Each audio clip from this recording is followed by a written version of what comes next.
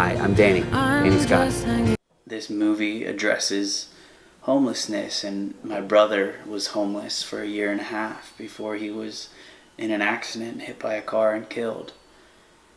And I was speaking with my mechanic the other day who didn't know about the circumstance, and was telling him about the film that we're making and the story behind it and how it got, the story of my brother and being homeless and this process was written into the script to give honor to him and to be written in loving memory for him. And I told him that my brother had passed, and he said, "I'm so sorry," and I told him that he was struggling with homelessness when he had died.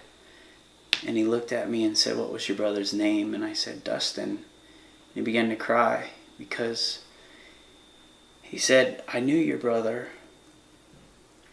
I've used to see him every weekend on the street corner, and I would give him money." And he said I'd have cars honking at me and telling me to move on because I would have conversations with your brother, and I spent time to talk with him.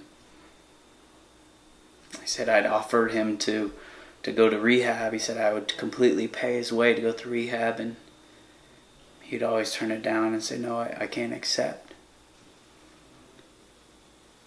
And I think that's a big part of the issue with homelessness or grief or depression or any of these things that are weighing heavy on our lives and our hearts, is it's hard for us to really truly accept love and compassion,